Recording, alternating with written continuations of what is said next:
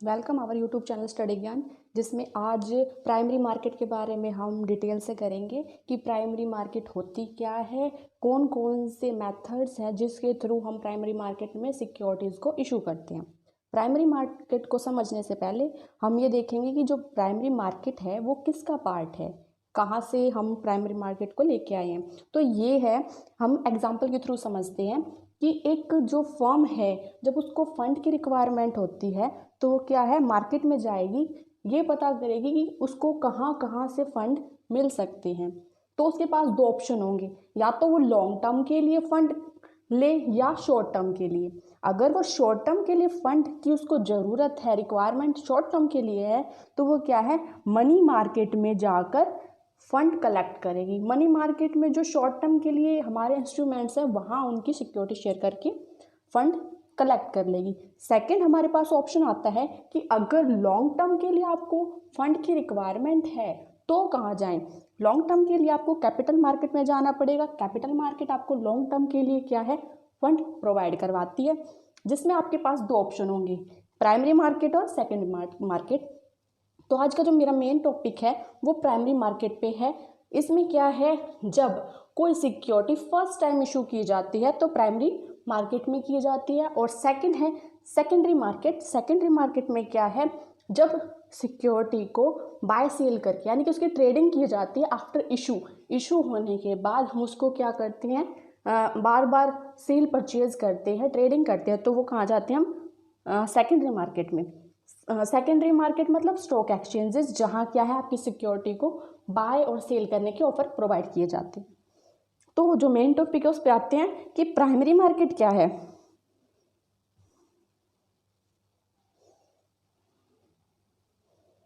जैसे स्टार्टिंग में किया था कि जो प्राइमरी मार्केट है वो एक न्यू इश्यू मार्केट है। न्यू इश्यू मार्केट मतलब जो आपकी सिक्योरिटीज़ हैं वो यहाँ क्या है, न्यूली इशू होने के लिए आती हैं। मतलब फर्स्ट टाइम इशू कर रहे हैं आप अपनी सिक्योरिटीज़ को यहाँ, जैसे कि इसमें बताया कि यहाँ डील की जाती है फर्स्ट टाइम सिक्योरिटीज़ पर, जो फर्स्ट टाइम आप इशू कर रहे हैं। इसमें जो फंड्स हैं वो अलग अलग फॉर्म में लिए जाते हैं। जैसे प्राइमरी मार्केट में कि जो इक्विटी हुआ, आप इक्विटी में अपने फंड ले सकते हैं, प्रेफरेंस शेयर्स के इशू करके आप फंड कलेक्ट कर सकते हैं, डिबेंचर लोन, बहुत सारे ऐसे इंस्ट्रूमेंट्स हैं जो प्राइमरी मार्केट में आपको ऑफर किए जाते हैं कि आप वहाँ जाकर अपने फंड की रिक्वायरमेंट को फुलफिल कर सकें।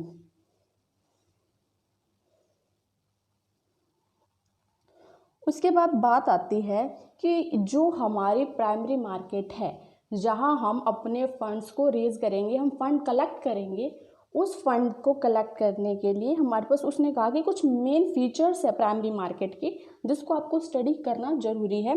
जैसे पहला है कि जो यहाँ it's related with new issues, सिर्फ किसके लिए रिलेटेड है, ये न्यू इशू के लिए। सेकंड है, कोई पर्टिकुलर प्लेस नहीं है, जैसे सेकेंडरी मार्केट के लिए पर्टिकुलर प्लेसेस हैं, हमारे स्टॉक एक्सचेंजेस हैं, लेकिन हमारी जो प्राइमरी मार्केट है उसके लिए कोई पर्टिकुलर प्लेस नहीं है। जहाँ बायर और सेलर मिल जाए वहीं उसको प्राइमरी मार्केट एस्टेब्लिश हो जाएगी। तो इस तरह का कोई पर्टिकुलर प्लेस नहीं है कि आप कैसे इशू करें, कहाँ उसका प्लेस बना रखा, कोई पर्टिकुलर एरिया नहीं है। बात करें कि जो हमारे प्राइमरी मार्केट है उसमें इशू करते समय ऐसे कौन कौन से मतलब मेथड्स हैं जो फॉलो किए जाते हैं, मतलब कि अलग अलग मेथड होंगे जिसके थ्रू आप क्या हैं, आप प्राइमरी मार्केट में इन्वेस्ट करके फंड रेज कर सकते हैं। तो जो ऑप्शंस हैं, पहला पब्लिक इशू थ्रू प्रोस्पेक्टस। इसमें क्या है, पब्लिक को इनवाइट किया जाता है कि आकर आप यहाँ इन्वेस्ट करें। इसको डिटेल में आगे हम करते चलेंगे। तो जैसे ऑफर फॉर सेल हो गया कि ऑफर किया हमने सेल के लिए, इसमें दो स्टेज होती हैं कि एक हमारा इशू हाउस बना दिया जाता है, उसके बाद इशू हाउस उसको फर्दर सेल करता है। और प्राइवेट प्लेसमेंट उसके बाद आता है कि जो इशू हाउस है वो पब्लिक को सेल ना करके अपने जो क्लाइंट्स हैं उनको ही जो सिक्योरिटीज़ हैं वो सेल करें। राइट इशू क्या है, जो कंपनी है वो राइट देती है अपने जो पहले से मौजूद शेयर होल्डर हैं या एग्जिस्टिंग शेयर होल्डर हैं उनको, कि वो क्या करें, यहीं दोबारा इसी पोर्शन में क्या कर सकते हैं, हमारे जो नए शेयर्स हैं वो ले सकते हैं। इसी तरह बोनस शेयर है, बोनस शेयर्स उस कंडीशन में ज़्यादा दिए जाते हैं जब डिविडेंड ना देकर कंपनी क्या करे, डिविडेंड के स्थान पर बोनस शेयर दे दे, क्योंकि इसका मोटिव ये नहीं कि फंड रेज करना।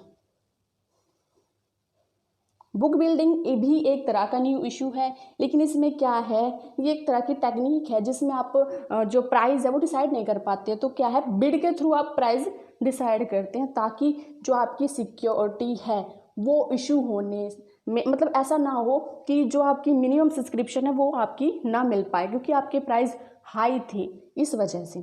तो इसको डिटेल में करते हुए चलते हैं। पहला करते हैं पब्लिक इशू। जैसा कि नाम से ही पता चल रहा है कि पब्लिक को इशू किया जा रहा है, किसके थ्रू करेंगे, हम प्रोस्पेक्टस के थ्रू कर रहे हैं डायरेक्टली। ये एक तरह का एक मेथड है जिसके अंदर हम क्या करते हैं, पब्लिक को ऑफर करते हैं फिक्स नंबर ऑफ शेयर, जिसकी फिक्स हमारे नंबर ऑफ शेयर्स होते हैं जो पब्लिक को हम क्या करते हैं, इशू करते हैं। उनको कहते हैं कि इतने नंबर ऑफ शेयर है हमारे पास, आपको इसमें क्या है, जो डिस्क्रिप्शन है सारा प्रोस्पेक्टस में दिया गया होगा। इससे रिलेटेड इसमें क्या है कि एक प्रोस्पेक्टस इशू किया जाता है।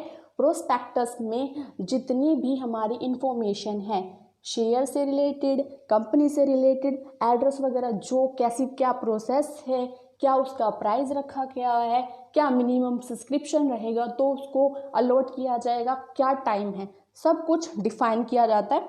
तो जो हमारे प्रोस्पेक्टस है उसमें शो किया जाता है कि जो पब्लिक इशू कर रही है, यानी कि जो कंपनी इशू कर रही है उस कंपनी का नाम क्या है। हमें नाम ही नहीं पता होगा तो हम कहाँ मतलब जो अपने शेयर हैं वो कलेक्ट कर पाएंगे। सेकंड है कि जो रजिस्टर्ड है कंपनी, उसका ऑफिस क्या है, एड्रेस क्या है, किस पर्पस के लिए कर रही है, लोकेशन क्या है उसकी, और उसके पास जो डायरेक्टर्स हैं उनकी लिस्ट क्या है, कि मतलब कौन कौन डायरेक्टर है, क्या नाम है, उनका पूरा डिस्क्रिप्शन होगा, उसके मिनिमम सब्सक्रिप्शन कितनी है और क्या डेट है सब्सक्रिप्शन में एंटर करने की, क्लोजिंग डेट क्या है, ये सभी बताया जाता है। इसके साथ जो हमारे इंस्टीट्यूशनल अंडर राइटर्स हैं वो कौन हैं, उनके नाम, एड्रेस, ये बताया जाएगा। और इसके साथ ये डिक्लेयर किया जाएगा कि जो हमारे शेयर्स हैं वो स्टॉक जो एक्सचेंज है उसमें लिस्टेड है या नहीं है या होने वाले हैं। तो इसमें यही बताया जाता है कि पब्लिक क्या है, ज़्यादा से ज़्यादा अट्रैक्ट हो और उसकी जो मिनिमम सब्सक्रिप्शन है वो उसको मिल जाए। और बाद में क्या कर दिया जाता है, पब्लिक को इशू कर दिए जाते हैं। बात करें इसकी तो इसमें क्या है, हमारे कुछ एडवांटेज हैं कि जब हम पब्लिक को इशू करते हैं तो इसकी एडवांटेज क्या होंगे। सबसे पहला ये होगा कि everybody get a chance to invest, सभी को चांस मिलेगा, यहाँ किसी तरह की कोई पार्शलिटी नहीं होगी। पहला तो यही है कि सभी को चांस है, पूरी पब्लिक कभी भी उसके आगे इन्वेस्ट कर सकती है। सेकंड है कि इसमें ज़्यादा इंटरमीडिएटरीज की ज़रूरत नहीं पड़ती, मतलब कि जो हमारे इंटरमीडिएटरी हैं जो इशू करते हैं उनके थ्रू ना करके पब्लिक क्या करती है, प्रोस्पेक्टस के थ्रू अपना डायरेक्टली किससे कम्युनिकेट कर लेती है, कंपनी से कर लेती है। जो कंपनी है उसको ये बेनिफिट होता है कि जो लार्ज इश्यूज़ हैं उसके लिए पैसे वो इजीली कलेक्ट कर लेती है पूरी जितनी भी पब्लिक है उससे, तो उसके लिए कोई बाउंडेशन नहीं होती। इसके साथ साथ उसको एक बेनिफिट ये हो जाता है कि उसको ये डर नहीं है कि कोई उसकी कंपनी को क्या कर लेगी, एक्वायर कर लेगी, मतलब ऐसे कि जो वोटिंग राइट है वो सब में बटे रहते हैं। तो ये है, डीमेरिट भी हैं इसके साथ साथ। जब पब्लिक इशू कर रहे हैं तो आपको क्या है, एक्सपेंस ज़्यादा बियर करने पड़ेंगे क्योंकि प्रोस्पेक्टस का खर्चा, फिर उसके बाद आप क्या है ब्रोकर भी आप नियुक्त करेंगे, और उसके साथ साथ क्या है जो मतलब सर्टिफिकेट वगैरह, मतलब बहुत से ऐसे खर्चे होते हैं जिसकी वजह से क्या है ये आपकी एक्सपेंसिव हो जाती है। टाइम कंज्यूमिंग है बिल्कुल। इसमें क्या है कि टाइम ज़्यादा लगता है आपको। अगर टाइम कंज्यूमिंग नहीं है होगी तो आपको पता नहीं चलेगा कि मतलब कितना आपको पैसा लेना है, या ये है कि आप इसमें सारा काम क्या करते हैं, स्टेप बाय स्टेप करते हैं। स्टेप बाय स्टेप करेंगे तो बिल्कुल टाइम तो बिल्कुल कंज्यूम होगा। और इसके साथ साथ ये क्या है, इसमें बहुत सारी लार्ज फॉर्मेलिटीज़ यूज़ करनी पड़ती है। फॉर्मेलिटी मतलब आपको एप्लीकेशन देनी पड़ती है, उसके बाद एप्लीकेशन के साथ आपको फीस सबमिट करनी पड़ती है, फिर जो हाउसेस बनाए गए हैं, बैंक जो नियुक्त किए गए हैं, उसके बाद वो बैंक आपकी एप्लीकेशन कंपनी के पास भेजते हैं, फिर रिकॉर्ड चेक किया जाता है क्या मिनिमम सब्सक्रिप्शन मिली है या नहीं, फिर आगे इसकी कार्यवाही शुरू कर दी जाती है। सेकंड है ऑफर फॉर सेल।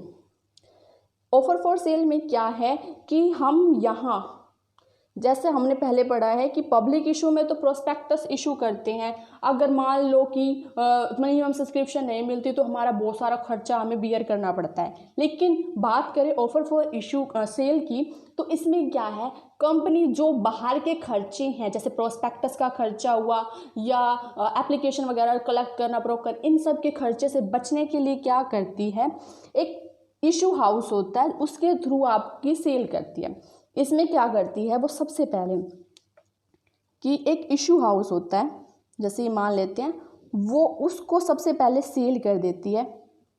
ठीक है, जो इशू हाउस है वो क्या करता है, जितने भी एक्सपेंस हैं किससे रिलेटेड, जैसे प्रोस्पेक्टस से रिलेटेड, एडवर्टाइजमेंट से रिलेटेड, जितने भी खर्चे हैं वो इशू हाउस बियर करता है।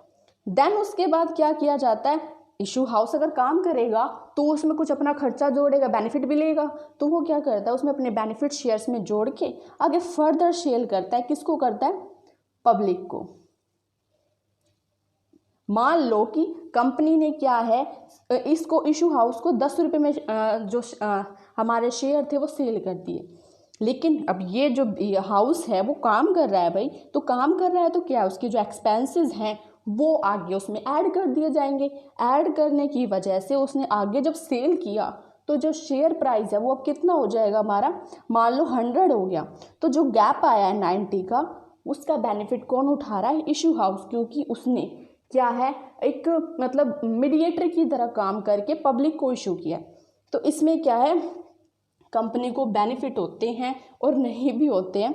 मान लेते हैं कि इसमें जो एडवांटेज और डिसएडवांटेज से शुरू करते हैं, तो क्या है कि इसमें एडवांटेज ये है कि कंपनी को मिनिमम सब्सक्रिप्शन अगर नहीं मिलता तो उसके जो सब्सक्रिप्शन नहीं मिलता तो उसका जो एक्सपेंसेस हुआ है वो नहीं जाएगा। मतलब इसमें एक्सपेंसेस तो उसको करने नहीं पड़ते, उसका सारा का सारा कौन खरीद लेती है, हमारे जो मीडिएटर यानी कि इश्यूज हाउस हैं वो खरीद लेते हैं। तो उसकी तरफ से टेंशन ख़त्म, कंपनी की तरफ से चाहे वो आगे बिको या ना बिको।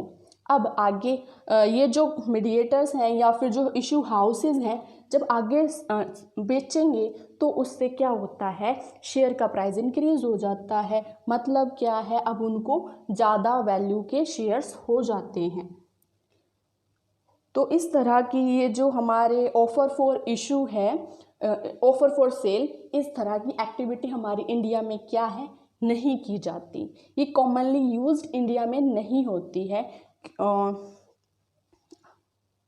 और आगे इसमें हमारा क्या है, जैसे ही बता रखा है डायग्राम के थ्रू कि कैसे एक प्रोसेस चलती है ऑफर फॉर सेल की, कि जो इशूइंग कंपनी है वो एक फिक्स प्राइस पर क्या करती है, इशूइंग कंपनी है वो इशूइंग फिक्स प्राइस पर क्या करती है, आगे फर्दर जो हमारे हाउसेज हैं, इशू हाउसेज हैं, उनको दे देती है फिक्स प्राइस पे।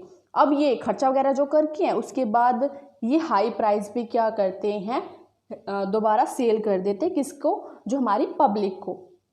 ठीक है,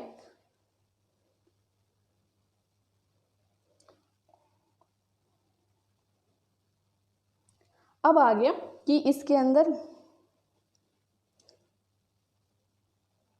कि हमारा जो ये इश्यूज हाउसेस हैं, उसके बाद है प्राइवेट प्लेसमेंट। प्राइवेट प्लेसमेंट क्या करते हैं कि जो हमारे हाउसेस हैं या फिर हम जो हमारे नॉन हैं उनको हम क्या करते हैं, अपने शेयर्स बेचते हैं, यानी कि जो हमारे सेलेक्टेड जो इंडिविजुअल है या इन्वेस्टर्स हैं उनको सेल करेंगे।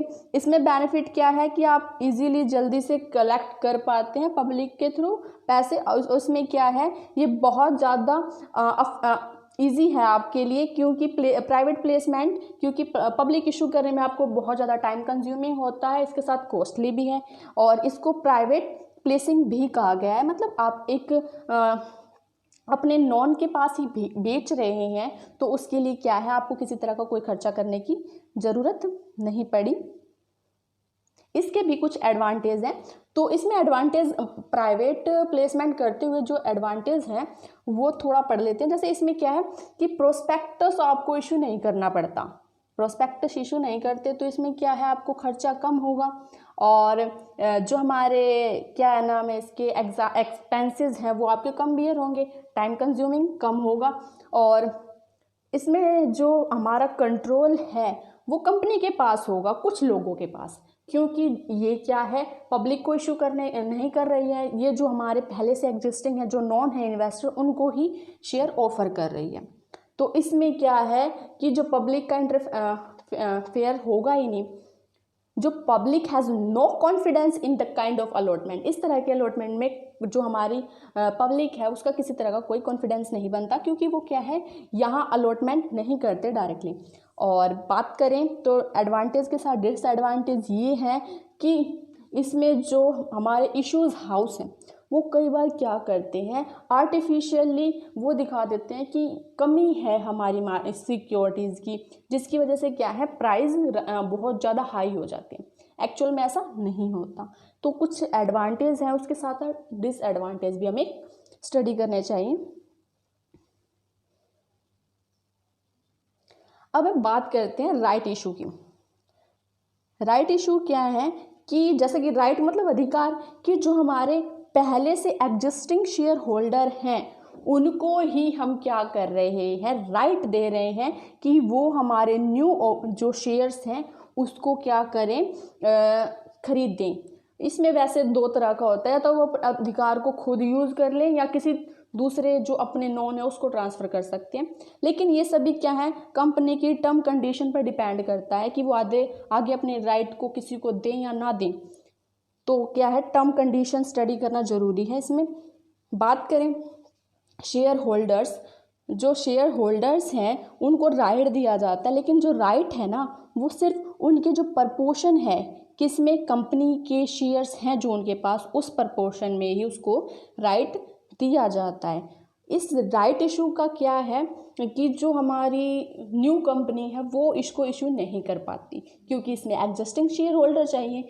तो ये क्या है, सिर्फ उनके लिए है जो क्या है, ऑलरेडी एग्जिस्टिंग कंपनी है, पहले से कर रही है और फर्दर क्या करना चाहती थी, इशू करना चाहती थी। इस वजह से उन्होंने क्या किया है, राइट इशू का ऑप्शन सेलेक्ट किया है। राइट इशू करने से क्या है कि उनको बेनिफिट ये हो जाता है कि जो हमारे कंट्रोल है वो क्या है, जो पहले से मौजूद हमारे शेयर होल्डर हैं उनके पास ही रहता है, कोई नया हमारा शेयर होल्डर नहीं आता, तो उनके जो राइट्स हैं वो बढ़ते नहीं है, वोटिंग राइट लगा लो या कंट्रोल लगा लो।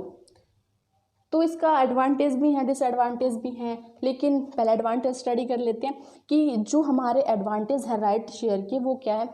सबसे पहले तो यही है, कंट्रोल की कंपनी के पास ही रहता है।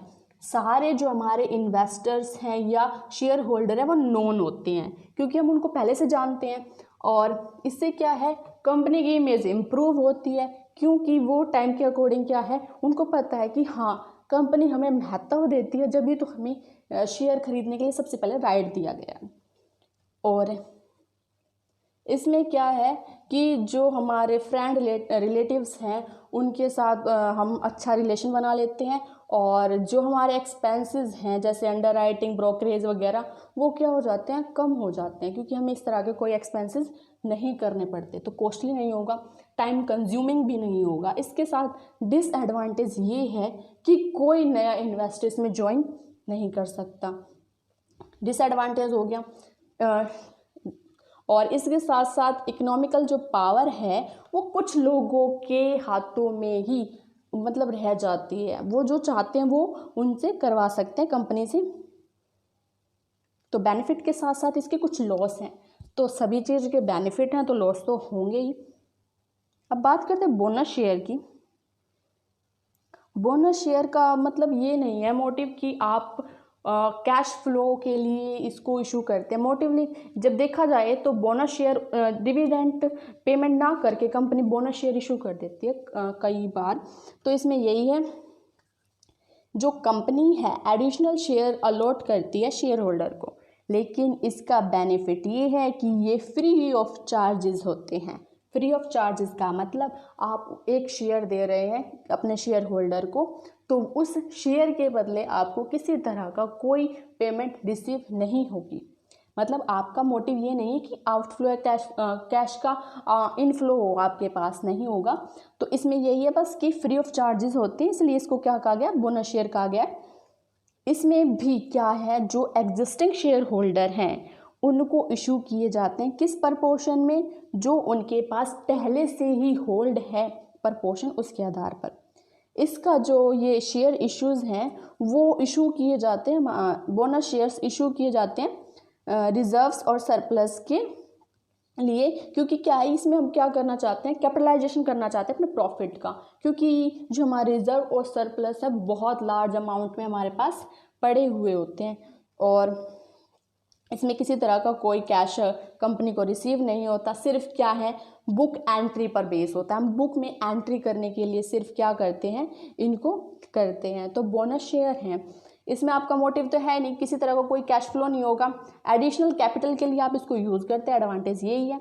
और इसके साथ जब आपको लगता है कि आपकी लिक्विडिटी कम है डिविडेंड पे करते समय, तो आप लिक्विड में पेमेंट ना करके, मतलब कैश में पेमेंट ना करके बोनस शेयर इशू कर देते हैं, ताकि आपकी जो लिक्विडिटी है वो बनी रहे और जो हमारे शेयर होल्डर हैं वो भी नाराज ना हो। तो इसमें बस यही है। और इसके बाद आती है जैसे बुक बिल्डिंग।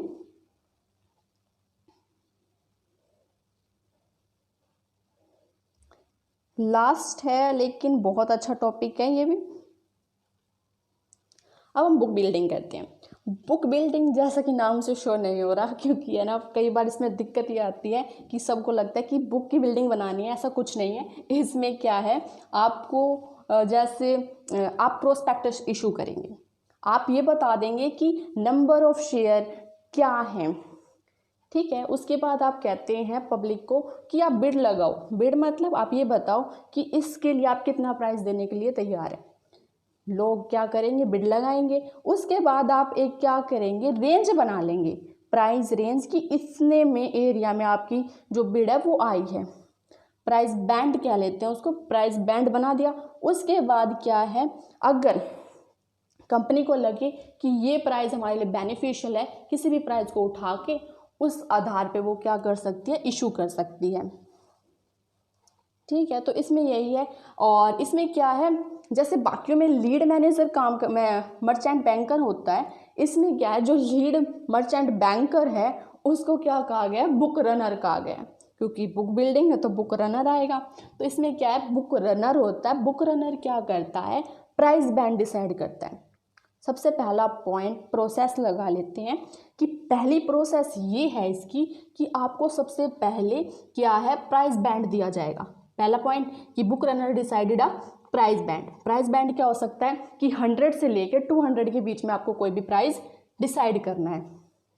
सेकेंड है कि आपको क्या है, अब एप्लीकेशन मिलने शुरू हो जाएंगे, यानी कि ऑर्डर रिसीव, कि मैं इस प्राइस पर इसको खरीदना चाहता हूँ। इन्वेस्टर बताता है कि मैं इस पे खरीदूंगा, अलग अलग इन्वेस्टर अलग अलग प्राइस पर इसको डिसाइड करते हैं।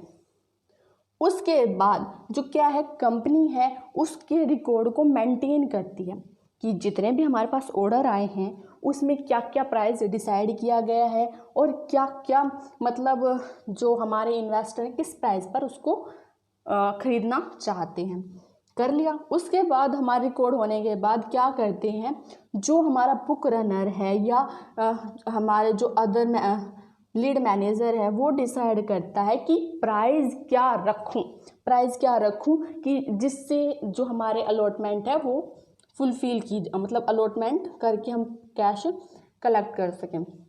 उसके बाद जब इशू प्राइस डिसाइड हो जाता है तो क्या है, प्लेसमेंट कर दी जाती है या अलॉटमेंट कर दी जाती है, किसको, पब्लिक को। तो इसके बेनिफिट ये होता है कि अगर आपके जो प्राइस है आप ज़्यादा डिसाइड कर लेते हैं तो आपको लॉस ये आएगा कि आपके जो इन्वेस्टर हैं वो आपके शेयर को खरीदने के लिए तैयार नहीं होंगे।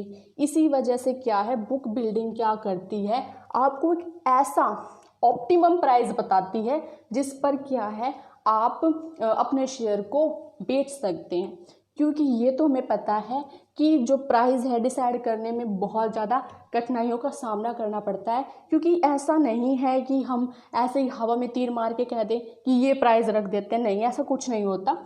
तो प्राइस के लिए बेनिफिट हमें यही होता है बुक बिल्डिंग का कि वो ऐसा सटीक प्राइस बताएगी आपको एट अ लास्ट कि आप इजीली क्या करें, उस पर शेयर को इशू कर सकते हैं। तो इसके साथ जो हमारा टॉपिक था प्राइमरी मार्केट का वो क्या हुआ, ख़त्म हुआ। और thank you for watching our video.